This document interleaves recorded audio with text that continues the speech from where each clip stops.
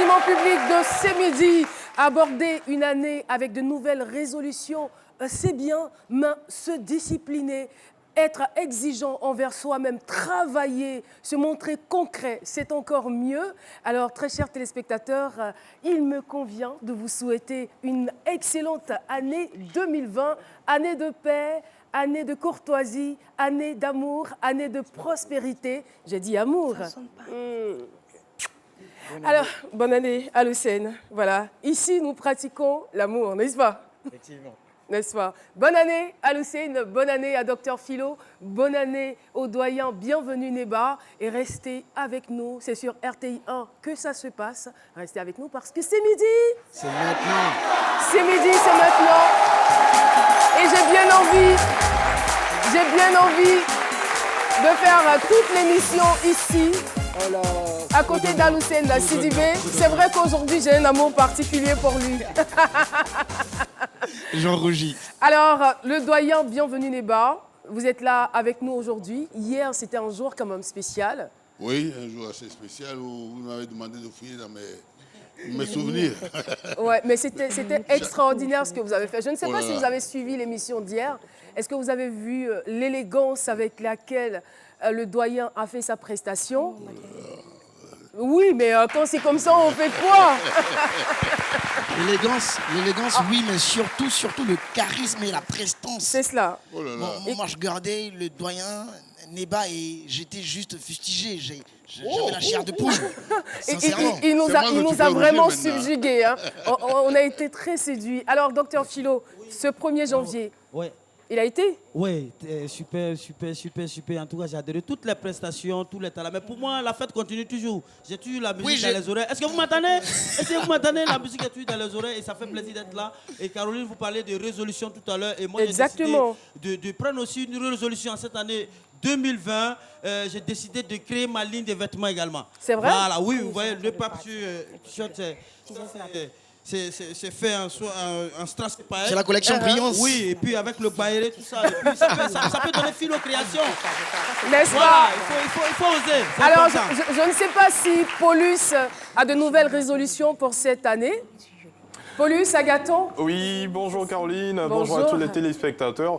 Comme chaque année, il y a toujours de nouvelles résolutions et il faut dire qu'au fil des années, il y a certaines qu'on n'arrive pas à réaliser les années passées, on essaie de les renouveler encore, voilà. Merci beaucoup. Alors, celle que nous allons recevoir dans quelques instants, elle n'a pas attendu la nouvelle année. Les résolutions, elle les avait depuis fort longtemps, depuis qu'elle était étudiante. Et aujourd'hui, elle est à la tête de plusieurs entreprises, je dirais, dans le domaine de la mode. Son nom, c'est Lily Création. Merci de l'encourager à venir sur le plateau de ce midi.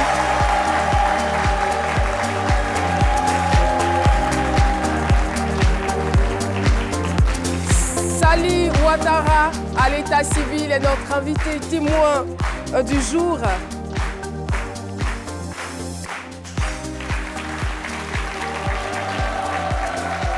Et voilà, elle fait aujourd'hui la fierté, on va dire, des Ivoiriennes de la diaspora.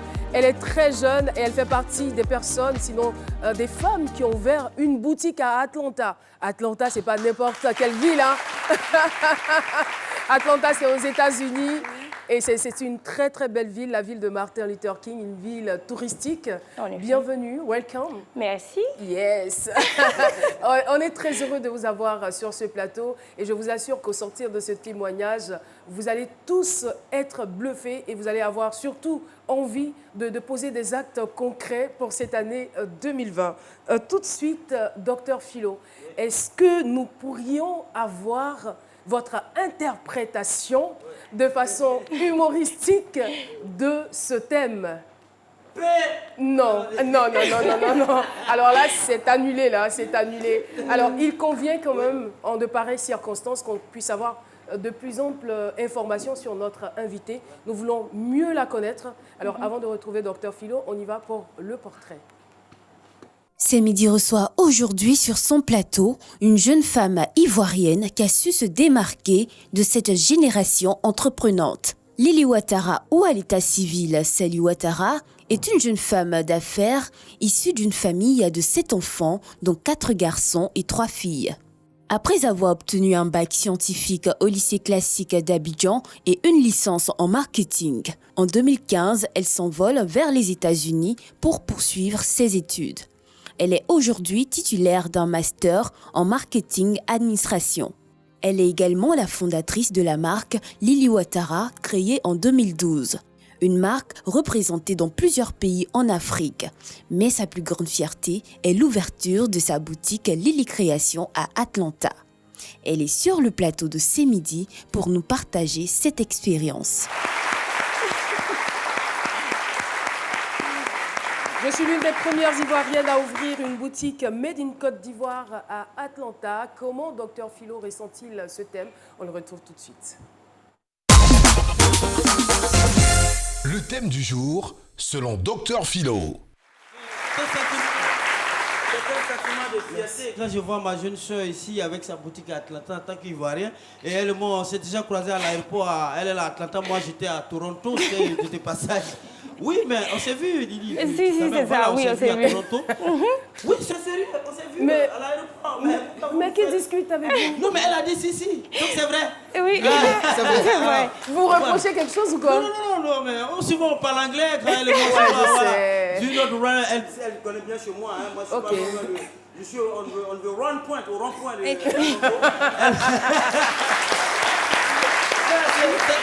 Vous êtes la fierté, vous êtes une fierté. Vous êtes Merci une fierté pour la beaucoup. Côte d'Ivoire. Moi je dis, et puis rien qu'entendre son nom déjà, même le nom même de sa boutique, Lily Création, parce qu'elle s'appelle Sally Ouattara, elle a pris le lit à la fin. Sinon, elle pouvait prendre Trac à la fin, Ouattara, puis Trac Création. Ça donne rien, mais Lily, elle est ingénieuse. Ou peut-être Sasa. Ça. Non, salsa. Non, Sasa. Non, pourquoi Salsa? Sali. Sasa. Donc c'est bon, il y a la chute dans les idées. Moi, ça fait plaisir. La culture ivoirienne, c'est ça, on a besoin de promouvoir notre culture, ce qu'on a à l'extérieur. Regardez, lui ne peut monter, il ne faut jamais montrer ton village avec la main gauche. Même si ton village est sale, il faut dire mon village est propre. Toi, mais c'est que c'est sale, tu dis c'est propre. Et les gens aiment ça. C'est pourquoi je suis contre l'immigration. Quand vous voyez les gens très nager, aller chez les Blancs, là, et aller en Europe, en France, tout. Mais c'est des bêtises. Il faut rester ici. C'est parce que les Blancs font la promotion de leur culture qu'on a envie d'y aller. Regardez, on coupe pour aller aux Champs-Élysées. Champs-Élysées, là, c'est quoi? C'est Champs-Élysées. Il faut faire la promotion de champs de patates qui est ici, champs de manioc. Comme ça, les gens aussi vont revenir chez toi. Et c'est ce que... Voilà. Sinon, on est ici, on est là, si on boit... Il y a beaucoup aussi qu'on boit, il y a aussi, sinon les plans aussi qu'on boit, il y a si qu'on Nantes, il y a si qu'on Monaco là-bas, mais ils n'ont jamais fait la promotion de cela. Et même les jeunes filles, quand vous faites les selfies, quand vous envoyez à vous, faites la promotion de votre environnement, soyez naturel. Même quand tu fais de selfie, il ne faut pas aller dans les grands restaurants. Les plans, ils ont déjà vu ça, ils veulent faire ce qu'ils n'ont jamais vu. Va au bord d'un caniveau où les grenouilles sont en train de sauter, fais ton selfie et tu dis ici, on veut croire une grenouille. Et les gens vont aimer cela. Moi je dis. Dr Philo, ça voilà. suffit. Non, ça va là. Non. Je terminais mes propos pour dire qu'elle a osé. Elle a osé aujourd'hui, cela lui réussit. Et j'adore Caro, je ne passe pas, je ne vais pas quand même parler, dire ma chronique sans penser au peuple malien qui fait la promotion du bazin. D'accord. 822 degrés Celsius, il est en bazin, il est heureux. On met bazin qu'on a. Et il fait chaud. Mais on a envie et ça nous plaît. N'est-ce et pas? vous avez osé. Merci. La meilleure manière de la vie, c'est d'oser. Merci et beaucoup. Voilà. Merci infiniment. Voilà, On applaudit voilà. très fort, Dr Je vous en prie. Philo. Comment pouvez-vous promouvoir l'image de la Côte d'Ivoire? Quelques bribes de réponses grâce à la maestria de Paterna Assimian qui va nous rejoindre donc dans ce studio puisque nous avons droit à un micro-studio. Salut Paterna, on se fait la bise? L'année 2020. N'est-ce pas? 2020 dans ma bouche. Oui, Paterna Assimian, donc je rappelle la question. Comment pouvez-vous promouvoir l'image de la Côte d'Ivoire? Nous avons des réactions. À l'extérieur. Voilà. Madame, À l'extérieur. présentez-vous. Bonjour à tout le monde. Bonjour. Bonne heureuse année à toute la Côte d'Ivoire. Merci. Bonne heureuse année à tous ceux qui sont dans le studio de samedi. Alors moi je suis Madame Koné Sylvie. Et pour moi, promouvoir mon pays à l'extérieur, c'est déjà respecter les lois du pays d'accueil, le pays qui m'accueille déjà. Intégrer la vie associative de ce pays. Et puis pour moi qui aime la restauration, faire la promotion des mets de mon pays. Oh là là. Alors moi je prends un exemple sur moi-même. Moi j'ai fait pratiquement 10 ans hors de la Côte d'Ivoire. Et là où j'étais, à côté de mon travail que je faisais la restauration chez moi à la maison. Ok. Je faisais la promotion des mets de mon pays chez moi, comme le garba, la loco poisson, le foutou avec la sauce biocoso, la sauce graine, la Bah, sauce c'est très bien. doublée, voilà, et le placali. Madame Koné, vous êtes une potentielle invitée témoin de cette émission, mais pourquoi vous vous cachez? Cette lucarne, elle est ouverte à tous. Alors, ce qu'on va faire, à la fin de l'émission, on prend vos coordonnées et on vous recevra, on va vous auditionner et puis vous recevoir sur le plateau de ces midis en tant qu'invité témoin. Merci beaucoup pour votre contribution à cette émission. Docteur Philo est toujours dans la place avec son nœud papillon. Pater Nassemia a le micro. Hello, bonne année à tous. Bonne année. Attends, comment vous avez commencé? C'est hello ou c'est allô? Allô. Ah, c'est allô, comme si vous étiez au téléphone. D'accord, allô, bonne année à vous aussi. Moi, c'est Pélagie Irié. Étant gourou, je vais parler de pain gourou. Je veux parler de pain kamandje. Kamandje, comme son nom le dit. Kamandje, ça veut dire laisser la route. La personne va passer. Donc, quand tu vas porter ce pain, tout le monde va te laisser la route. Le pain est joli, le pain est beau, le pain est vrai. Merci beaucoup. Deux dernières interventions ici. Pour votre contribution. Oui. Elle a parlé du pain kamandje. Et vous, comment est-ce que vous allez réussir à promouvoir, on va dire, la culture ivoirienne à l'extérieur? Je vous remercie pour la question. En Côte d'Ivoire, il y a plusieurs domaines. On veut vous entendre. Hein? Ok, je vous remercie pour la question. Je vous en prie. En Côte d'Ivoire, il y a plusieurs domaines. On peut montrer l'image de la Côte d'Ivoire comme exemple chez un couturier. Selon mes créations, je peux montrer comment à la nation, aux autres nations, que vraiment en Côte d'Ivoire, il y a... La toute dernière intervention. Madame Dans ce cas, la prochaine fois, vous portez un de vos modèles, une de vos tenues. C'est cela pour mieux promouvoir, on va dire, notre culture. Oui, madame. Bonjour, bonne année à tous. Merci beaucoup. Moi, c'est Anno Pélagie Obikoa. Bon, moi, je vois que la Côte d'Ivoire, c'est un très bel pays que nous adorons tous.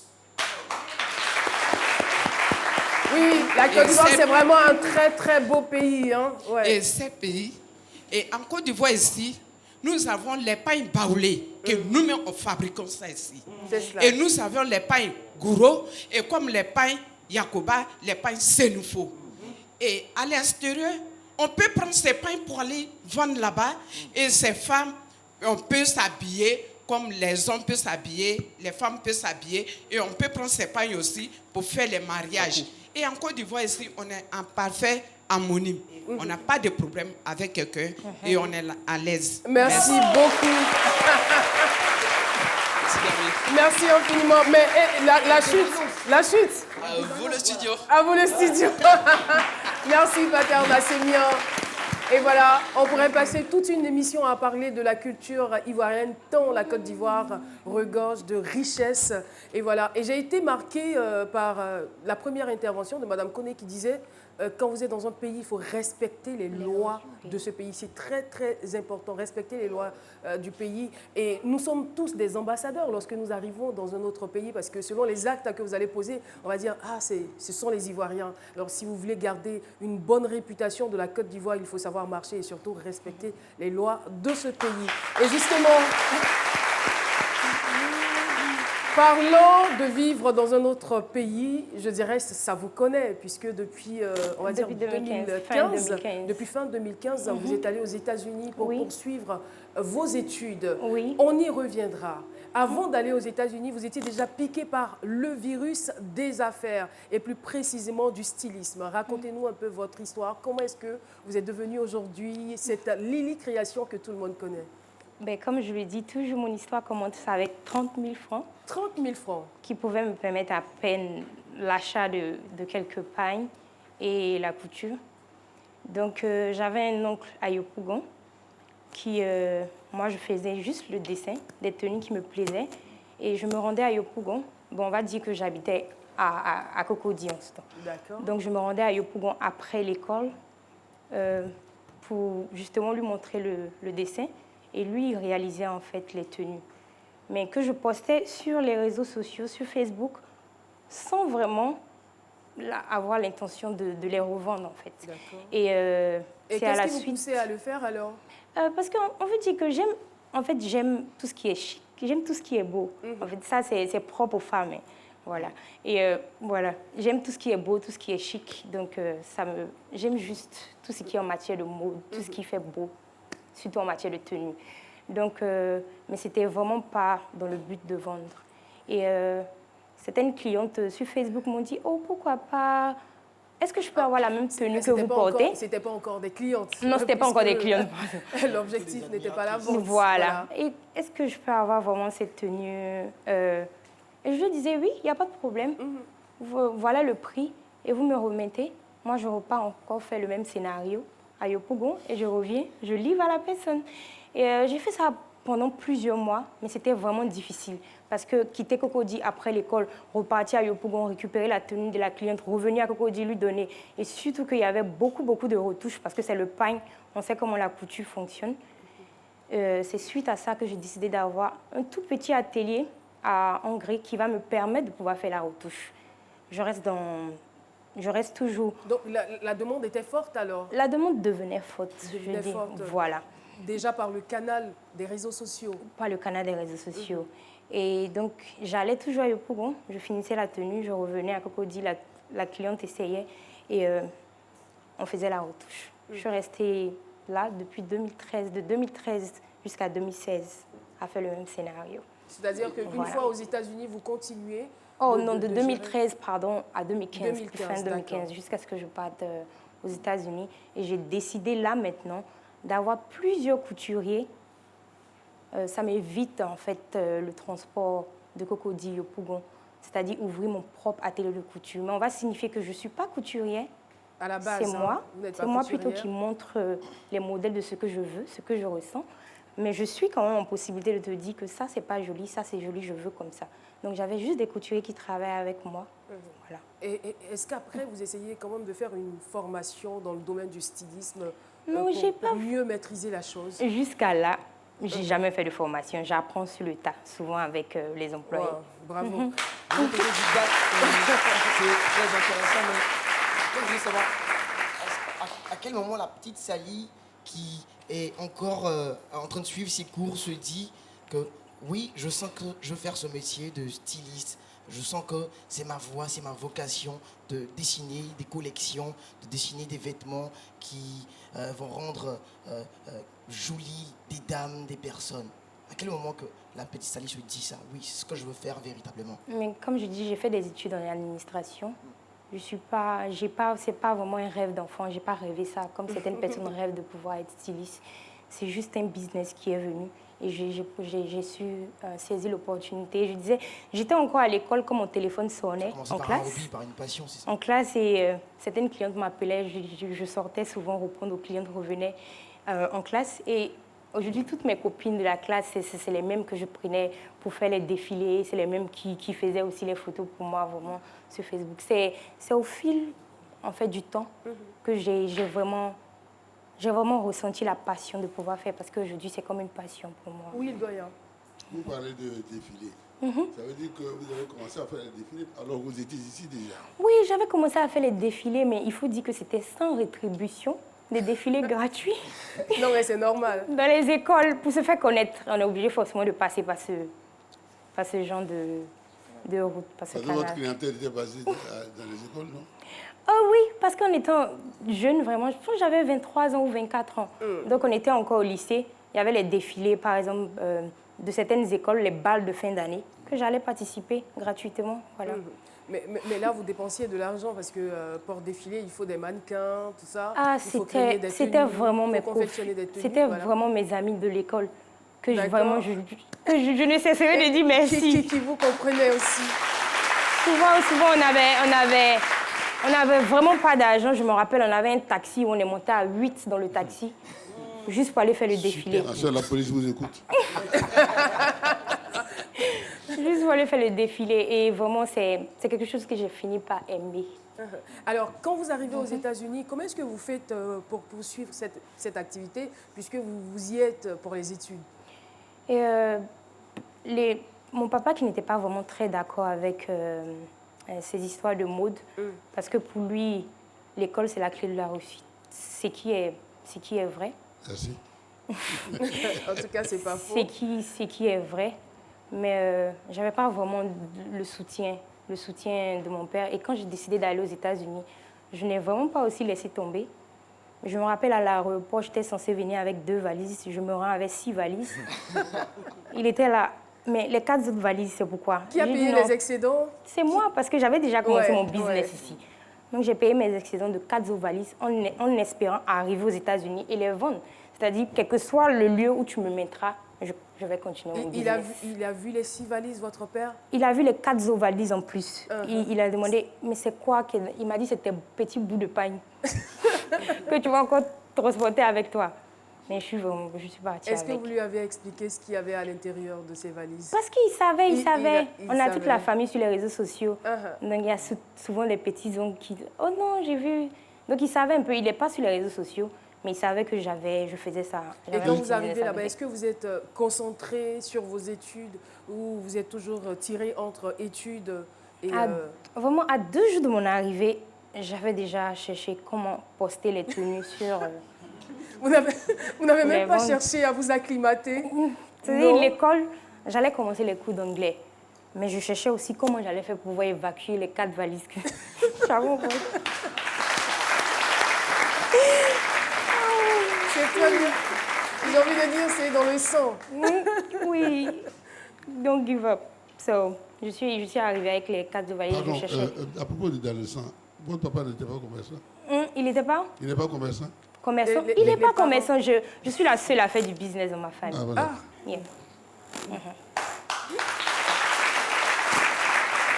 Et aujourd'hui, on va dire que la marque est représentée dans plusieurs pays, justement. On retrouve Lily Création à Dakar, à Bamako, Mali, à Ouagadougou, à Brazzaville. Alors, la question fondamentale, la question cruciale, ça a été quoi le secret de cette réussite? Et comme je dis vraiment, bon, ce que moi, bon, si on va appeler ça la réussite, mais je pense qu'on a fait vraiment un pas. Vous avez un pas vers la réussite. Hein. Il y a beaucoup de stylistes ici de renommée internationale. Non, un pas vers la réussite, un pas vers la réussite. Tout est une question d'organisation, de concentration, de persévérance et surtout de consistance. Lily Création, ça on le sait. Non, je vous assure, on sait qu'il faut travailler pour réussir, on sait qu'il faut être persévérant. Mais vous avez fait comment? Dites-nous. Voilà, il y a un secret. Mais comme je dis, le secret c'est vraiment la concentration parce que quand vous avez des objectifs, tout est une question de goals. Quand vous avez des objectifs, vous mettez tout pour pouvoir les atteindre. D'accord. Et on va dire d'Abidjan, ma première boutique hors d'Abidjan était à Bamako. Et comment j'ai fait d'Abidjan à Bamako? Je suis restée à Abidjan de 2013 à 2015. Mais c'est toutes 2 années ou 3 années pardon, de travail, mais avec des économies justement. Bien sûr. Et avec ces économies, on décide de pouvoir avancer. Et non, on ne prend pas les économies pour rester à la même place. Comme je dis, on le dit souvent qu'un entrepreneur, c'est celui qui n'a pas peur de vider son compte. Il prend des risques. Il prend des risques. Il ose. Ouais, il faut beaucoup d'audace. En général, quand les gens voient les entrepreneurs, ils se disent non, c'est parce qu'il a beaucoup d'argent. Non, mais c'est des gens qui prennent sur eux pour pouvoir avancer. Parce que souvent, tu as le bénéfice, tu peux bien le garder. Mais tu te dis non, allons, je prends cet argent et je fais un nouveau projet en espérant que ce projet donne. C'est pour ça que j'avais parlé d'espérance au début. Parce qu'on n'est pas sûr. C'est des risques qu'on prend en espérant. Et c'est comme ça que j'ai commencé d'Abidjan jusqu'à aujourd'hui à Atlanta. Celui qui ne prend pas de non, risque... celui qui ne prend pas de risque ne réussit pas. N'arrive pas. Alors, vous prenez le risque d'aller au Mali. C'est cela. L'expérience là-bas, elle est à votre avantage ou pas? On va dire que le Mali, c'était ma première boutique hors d'Abidjan. Ça n'a pas été vraiment... Mais avant la boutique, il y a eu des activités, vous nous le confiez. Il y a eu des activités.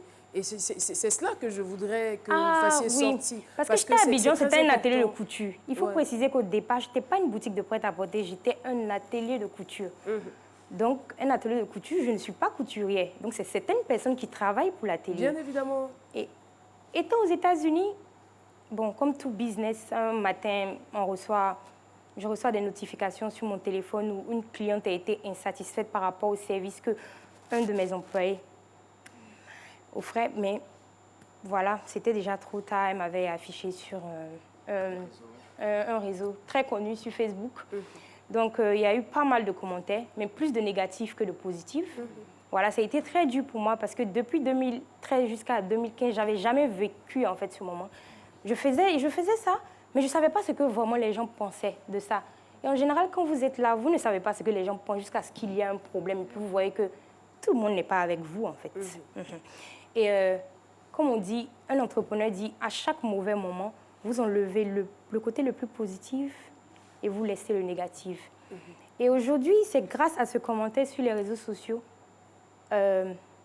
qui m'ont donné la motivation de pouvoir dire non, l'atelier de couture ne me convient plus parce que justement, je ne suis pas couturière. Pense à un business plus facile que tu pourras contrôler même quand tu es hors de la Côte d'Ivoire. Et donc, c'est là que je démarre avec le prêt-à-porter en 2017. Je commence mes ventes privées à Paris, au Canada. Et ça se passe plutôt bien. Je suis plus dans l'atelier de couture. Et voilà, les internautes sont impatients de vous poser des questions. Et notre courroie de transmission, c'est bien sûr Paulus Agathon. Alors Caroline, on y va pour une série de 2 messages plus ou moins similaires. On a Yaobris qui voudrait savoir quels sont les critères à prendre en compte lorsqu'on délocalise son entreprise dans un autre pays. Et ensuite, le message de Anzumane Bamba qui dit quelles ont été vos plus grandes difficultés dans vos débuts à Atlanta. Ben, on reprend à la première question. Est-ce que vous pouvez reprendre la première question pour moi, s'il vous plaît? Alors, Yaobris, il demande quels sont les critères à prendre en compte quand on délocalise son entreprise dans un autre pays. Parlons de votre expérience. Mais je dis, comme on dit à l'école, il faut faire beaucoup. Il faut vraiment faire une étude de marché. On vous comprend, parce que depuis 2015, vous parlez anglais, donc c'est normal. Non. Il y a des mots qui sont vraiment compliqués. Une étude de marché avant de pouvoir se lancer en fait sur le territoire. Et en étant à Atlanta, il faut dire que je suis à Atlanta depuis 2015 et j'ai ouvert en 2019. J'aurais pu ouvrir en 2015 dès que je suis arrivée. La première boutique, je l'ai ouverte en 2019, octobre 2019. Donc de 2015 à 2019, c'est une étude de marché. J'avais un website d'abord. Il fallait que d'abord le site tourne vraiment. Il faut se dire non, j'ai des clients. Est-ce que si je prends une boutique, je vais pouvoir afford ça, je vais pouvoir payer chaque fin du mois? Parce que là-bas, il y a les taxes, il y a les factures, il y a les taxes sur chaque facture, il y a les taxes sur tout, en fait. Comme partout ailleurs. Voilà, donc il faut pouvoir être sûr qu'on peut y arriver. Donc, c'est vraiment une étude de marché, être sûr que les clients d'abord aiment le produit, ce que vous proposez, et surtout avoir confiance en la qualité de vos produits. C'est très important. Merci. Je pense que, en ce qui concerne la deuxième question de Paulus Agathon, la réponse, on l'aura juste après la pub. Les premiers gestes du matin sont essentiels pour bien démarrer la journée. L'eau minérale naturelle Assini participe à votre équilibre et vous maintient en pleine forme. Assini fait partie de vos moments de partage avec vos amis. Assini partage vos instants de complicité en famille. Au sport, au bureau, entre amis ou en famille, l'eau minérale naturelle Assini est présente et partage vos instants de vie. Un produit NBC. Et voilà, nous sommes de retour sur le plateau d'Ossé Midi avec la jeune Sally Ouattara, Lily Création. Voilà, c'est elle la propriétaire de cette marque, très jeune déjà et très très ambitieuse. On va dire qu'elle réussit aujourd'hui à manier le chic et l'élégance. Alors, déjà, on va découvrir quelques créations. Alors, pour ceux qui ne le savent pas, c'est elle qui a habillé en 2019 les Miss en maillot de bain. En 2019, c'est bien cela. Les Miss en maillot de bain, Miss Côte d'Ivoire. Vous avez regardé, voilà. Ah, c'était magnifique. Franchement, moi, j'ai trouvé ça très, très original. Merci. Voilà. Et avant de revenir sur la deuxième question de Paulus Agathon, je voudrais savoir qu'est-ce qui fait la particularité de votre marque? Comment vous vous positionnez? Parce qu'aujourd'hui, tout le monde utilise le pagne. Mais vous, qu'est-ce qui vous différencie des autres? Mais je pense que c'est une question, peut-être quelqu'un d'autre aurait mieux répondre. Oh, mais ok, je vais essayer. C'est plutôt... Si vous voulez, je réponds à votre place. Oui, on va essayer avec Dr Philo, oui. Oui, moi je pense que ce qui fait sa particularité, c'est qu'elle va contacter tous les féticheurs pour qu'on puisse l'appeler. Bon, je suis sûr. C'était une mauvaise idée. Bon, je vais voir si là, elle va... Vous vouliez que quelqu'un Non, je vais répondre, c'est bon. Ah, d'accord. Ah, d'accord. Je pense que la particularité de Lily Création, c'est le fait de savoir oser. Le fait de savoir oser et le fait de faire ce business, pas forcément. C'est vrai, on y gagne de l'argent, mais fait avec passion. Parce que comme je le dis, quand on y met de la passion, on le fait bien. Et malgré chaque obstacle, parce que vous le faites avec de la passion, vous arrivez en fait à vous relever. Et les modèles de Lily Création sont plutôt jeunes.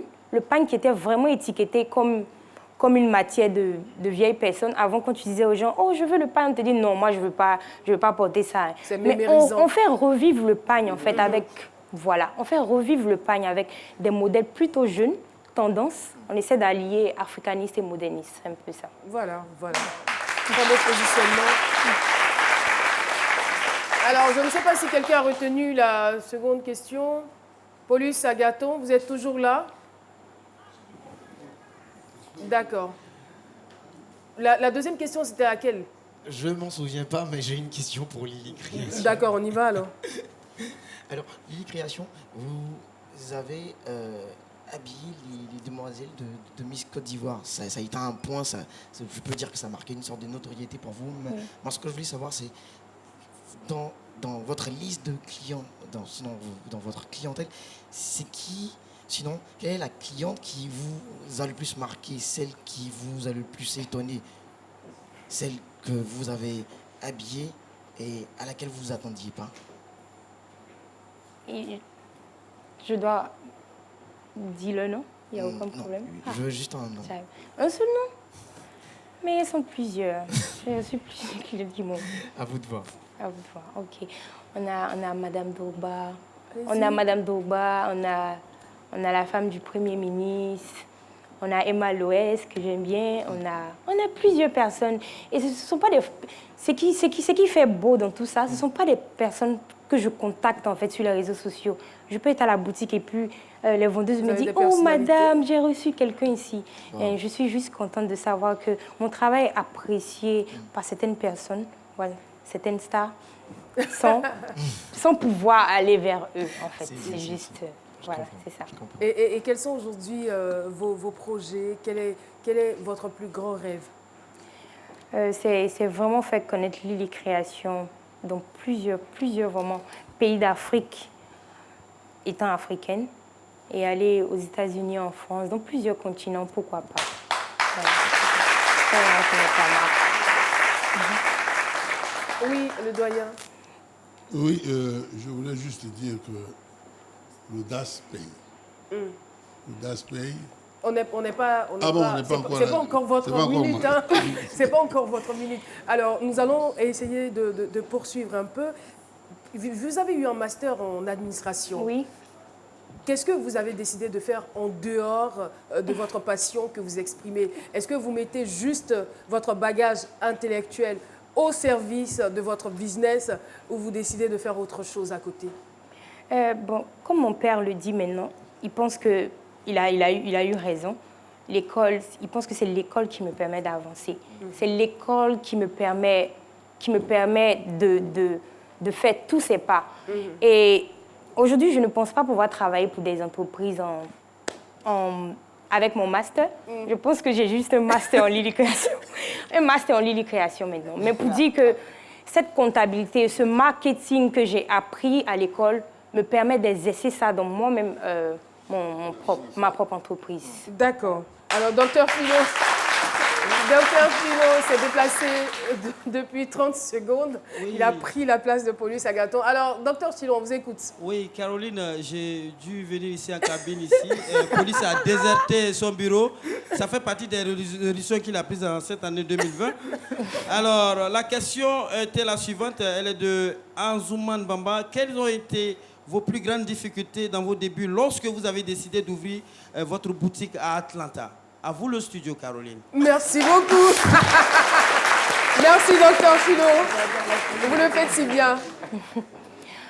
Ben, il faut dire aussi, une bénédiction que j'ai, c'est d'être entourée des personnes qui sont très positives. Et c'est ce conseil que je donne aujourd'hui à tous ces personnes qui souhaitent entreprendre. Être entourée des gens vraiment positifs qui vous aident en fait à pouvoir prendre de très bonnes décisions. La boutique Atlanta, je suis là-bas avec mon frère. Et j'ai eu à lui demander aussi si il pense vraiment que c'est une bonne idée. À certaines personnes, même à ma mère, parce que mon père, c'était une surprise pour lui. Donc à ma mère, si elle pensait que c'était vraiment une bonne idée.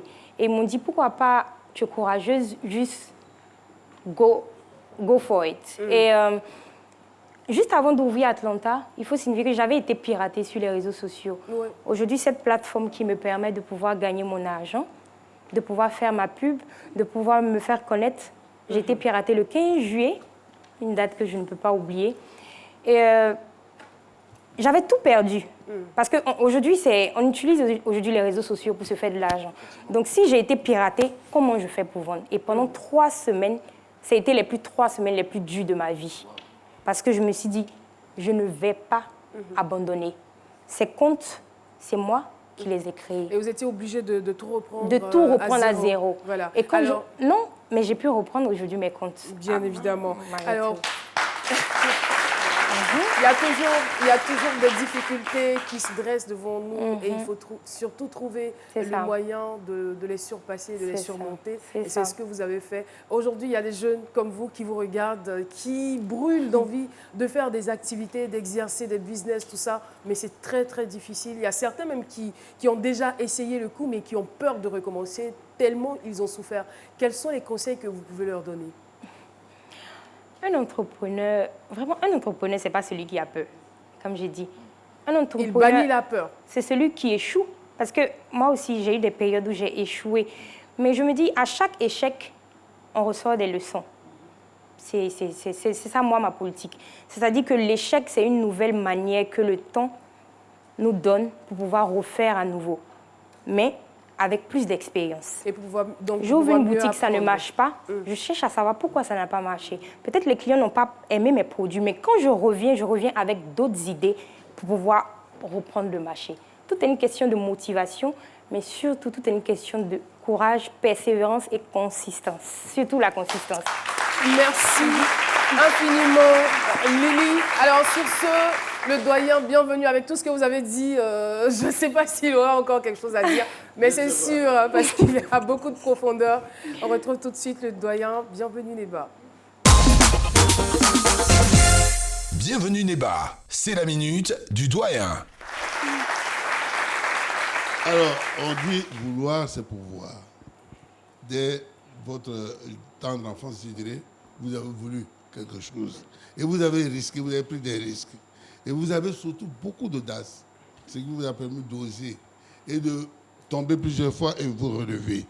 Vous avez réussi grâce à toutes ces qualités. C'est ce qui a fait votre réussite. Et vous avez dit quelque chose qui m'a paru très j'ai dit chose très pertinente, très belle. Une chose très belle. C'est que vous avez dit qu'avec votre master, vous n'avez plus l'intention, avec tout ce que vous avez créé, d'aller vous faire employer par quelqu'un. Je crois qu'en ces temps où trouver un emploi, c'est plutôt un miracle, beaucoup de personnes devraient essayer d'entreprendre et surtout d'avoir le courage d'échouer, mais de reprendre pour continuer. En tout cas, ce que vous avez fait, ce n'est pas donné à tout le monde. Merci. Et moi, je voudrais vous féliciter. Mais avant, je voudrais dire simplement, et vous l'avez dit aussi, que la résistance de votre père, les hésitations de votre papa, il était fier en dessous. Mais il voulait que vous réussissiez vos études parce qu'il était convaincu que ça allait servir. Et ça vous sert. Bravo. Et que beaucoup de personnes, que cela fasse tache d'huile dans la jeunesse ivoirienne. Merci beaucoup. Merci infiniment, doyen. Bienvenue, Neba. En tout cas, Sali, merci beaucoup pour ce témoignage intelligent et significatif. Il est très, très inspirant. Je suis sûre qu'à partir de vous, beaucoup de jeunes vont se lever, vont prendre leurs responsabilités, travailler. Et surtout, aux hommes d'affaires, vous leur avez dit, n'ayez pas peur d'investir. C'est-à-dire, vous avez l'argent, vous avez 5 millions, 10 millions dans votre compte. Il faut pouvoir investir. Qui ne risque rien n'a jamais rien. Merci infiniment pour votre témoignage. Et n'ouvre pas une boutique à Atlanta qui veut, mais qui peut. Je vous attends à Atlanta. Vous m'attendez, d'accord. On verra, on verra. Merci beaucoup. Merci infiniment et merci pour cette invitation. On profite pour saluer tous ceux qui nous regardent. Monsieur Ouattara, Vanessa, du côté de l'Atlanta. Sur ce, Aloussène Sidibé. En attendant que vous ne preniez l'avion pour y aller, on va vous retrouver pour votre chronique, n'est-ce pas? C'est parti. Oui, ils ont coupé courant. Je dis au Gilbert, tu as rechargé le compteur? Demain, je vais aller à la CIE. C'est quelle affaire de demain? C'est ton portable. Recharge par mouvement, tu vas voir. Avec ça là, c'est plus que rapide. Vas-y, tu vas voir. Tapez étoile 155, étoile 4 dièse pour recharger à tout moment votre compteur prépayé CIE et régler même vos factures d'eau ou d'électricité. Avec Move Money, profitez! Aloussène Sidibé, c'est pas impossible. Merci à Lily Création pour ce témoignage inspirant. Laissez-moi vous présenter un jeune entrepreneur. Il a seulement 21 ans. Son nom, Chimi Kwadjo Ingrid. Sa start-up Chiming Technology. Il a inventé une prise électrique qui sait faire la différence entre des objets métalliques, sinon contondants. Je veux parler des vis, lorsqu'on les met dans les prises et des appareils électroménagers. Donc ce que je vais vous expliquer, c'est que grâce à sa prise, les enfants ne vont plus faire de dégâts lorsqu'ils sont en train de jouer à la maison, lorsqu'ils s'amusent à mettre des objets métalliques dans les prises. Laissez-moi vous présenter ce petit élément. Je vous présente ma prise intelligente. Je vais vous montrer comment elle fonctionne. La première fonction est le port USB qui permet de charger un téléphone portable sans utiliser le boîtier du chargeur. Voyez vous-même.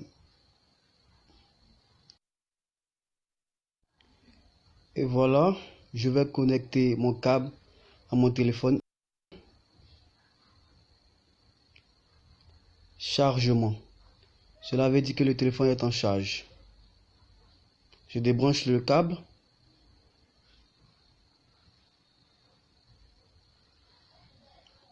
Chargeur débranché. Et voilà. C'est la première fonction de ma prise intelligente. La deuxième fonction est que si un enfant ou une grande personne par accident introduit une ou deux pointes dans les prises, il ne se fera pas électrocuter.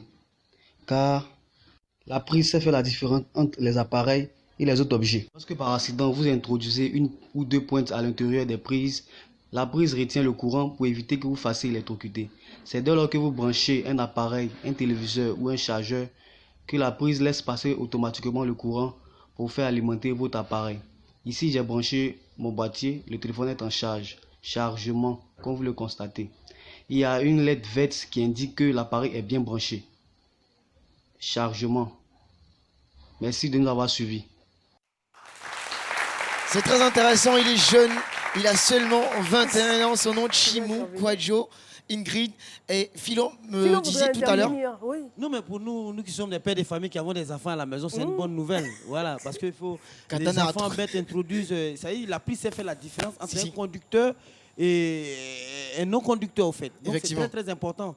Donc moi, je pense qu'il va falloir faire la promotion de ce genre de choses-là. Félicitations à Lucien. Félicitations pas à moi, mais surtout à Chimou.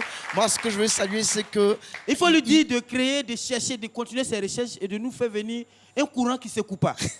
Voilà. Ce que je voulais saluer, c'est qu'il est très jeune. Il a été audacieux du recoin de sa chambre. Il a pensé cette idée, il a mis sur papier et il a inventé ce petit bijou qui va véritablement servir à nos ménages, à la maison et protéger des enfants un peu trop turbulents. Donc, prenez soin de vous, inventez, innovez, créez, réinventez votre avenir. On se retrouve la semaine prochaine. On vous remercie, Aloucène Sidibé. Dans ce studio, nous ne sommes pas seuls. Vous remarquez bien que le public est là. Nous voulons saluer les femmes actives des deux plateaux. Est-ce qu'elles sont là avec nous? Les femmes actives des deux plateaux dont la présidente est Madame Kalou. Alice, merci de votre présence. Est-ce que les Amazones de la paix sont avec nous? Merci en tout cas de prôner donc les valeurs de la paix ici en Côte d'Ivoire. La présidente est Madame Anno Pilagi, c'est bien cela? Ok. L'association des jeunes de Yopougon, Ndokwa. Et le fan club, c'est midi. Je pense que c'est tout le monde, on va tous crier ensemble. Wow! Et on garde la même posture, la même position pour recevoir notre invité surprise du jour. Il se nomme Kako Sanogo, alias l'homme orchestre. Il est artiste, chanteur, musicien et multi-instrumentiste. Merci de l'applaudir très fort.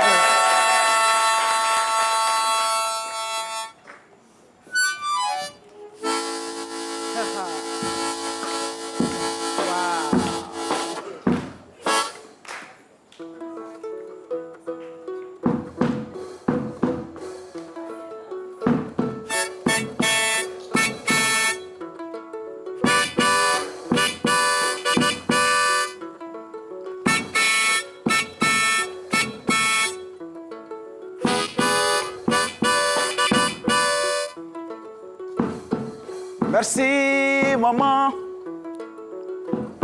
merci papa, merci famille, merci pour l'éducation, merci de m'avoir mené à l'école, car c'était pour mon bien-être. Aouniche, aouniche, aouniche, aouniche,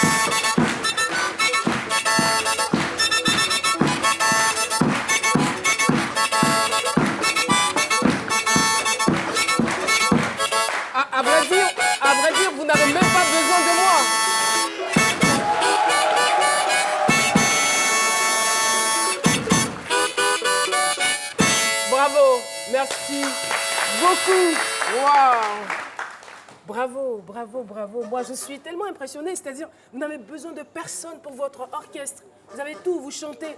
Et le message m'a touchée parce que rares sont les enfants qui disent merci à leurs parents pour l'éducation. Ils disent merci quand on leur offre des cadeaux. Ils disent merci quand on leur donne de l'argent. Merci pour l'éducation. Merci de m'avoir mis à l'école. Oui, voilà, c'est très important. important. Mais c'est très important, l'éducation des parents. Parce que ça nous sert tout le long de la vie. Et c'est cette éducation-là qui vous permet aujourd'hui d'avoir tous ces instruments avec ça vous. fait partie de ça. L'idée est venue comment? L'idée est venue, j'ai joué déjà des instruments africains, tout ça, et j'ai dit, bon, pourquoi pas mélanger avec des instruments modernes. Et voilà, je suis un artiste voyageur, donc j'ai des amis qui m'ont aidé à fabriquer ma batterie, tout ça, et moi aussi, voilà. Donc, comme ça, parce qu'il y a des one-man dance show, comme on dit, l'homme orchestre, un peu partout, mais avec la version africaine. Donc, je pense que voilà, je suis la première. Vous faites plusieurs pays dans le monde. Hein. Voilà, je voyage. Vous tournez un peu partout. Je tourne un peu partout, au Brésil, Costa Rica, Thaïlande, un peu partout. Etc. Un peu partout. Et nous, c'est un bonheur pour nous. Aujourd'hui, je suis content d'être avec vous aujourd'hui, vraiment très, Et si on se heureux. faisait un peu de musique encore avant de partir, Oui. parce que c'est la fin de cette émission. Merci oui. à vous. Merci, merci. Et merci, bonne heureuse année à tout le merci. monde pour cette année 2020. Merci téléspectateurs de ce midi. Merci de nous Merci à avoir vous. suivis. Suivez Kako Sanogo et restez sur RTI 1. Au revoir. Eh, chantez, chantez, Hey. dansez, dansez, chantez, chantez, bougez, bougez.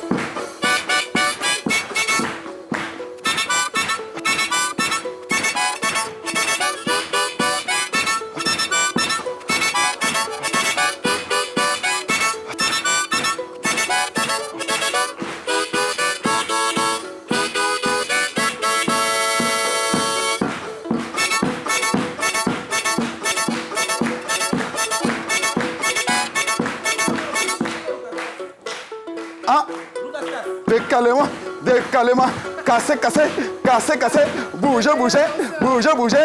Bonne année l'argent. Bonne année. Bonne année santé.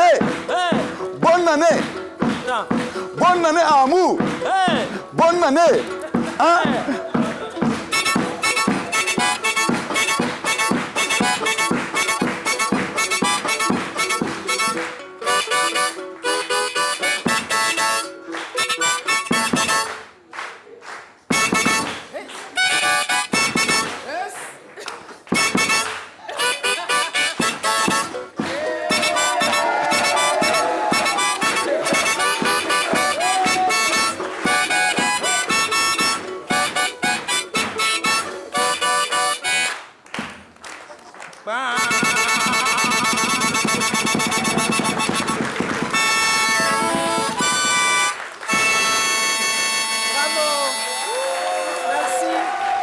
Merci. Bonne année à vous. Bonne et heureuse année.